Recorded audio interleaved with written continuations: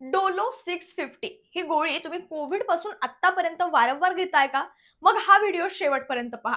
कारण ताप असो, डोकेदुखी असो किंवा अंगदुखी असो, लोक डॉक्टरांचा सल्ला न घेता डोलो 650 ही गोळी घेतायत.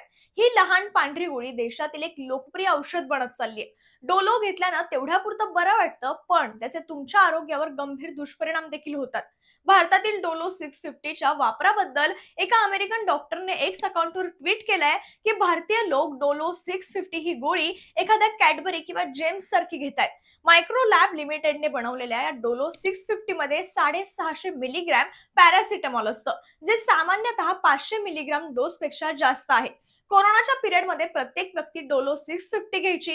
कोरोनाच्या दुसऱ्या लाटेदरम्यान डोलो 650 ची विक्री ही गगनाला भिडली. याबद्दल सोशल मीडियावर मीम्स देखील व्हायरल झाले होते. एका अभ्यासातून असं समोर आलंय की पॅरासिटामॉलच्या अतिवापरानं यकृत निकामी होऊ शकतं.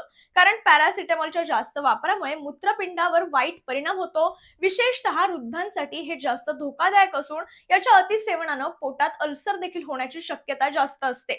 रक्तदाबावरही याचा परिणाम होतो आणि यामुळे हृदयावर दाब पडतो आणि हृदयासंबंधित गंभीर समस्या उद्भवते. त्यामुळे तज्ञांच्या मते डोलो 650 ही गोळी फक्त डॉक्टरांच्या प्रिस्क्रिप्शनवर घ्यावी. सौम्य तापावर औषधांशिवाय उपचार करण्याचा प्रयत्न केला पाहिजे, असंही आवाहन या डॉक्टरांनी एक्स वरून केलंय. तुमच्या मित्रमंडळींमध्ये कोणी वारंवार अंगदुखी आणि इतर कारणांसाठी डोलो 650 घेत असेल तर हा व्हिडिओ त्यांना लगेच शेअर करा.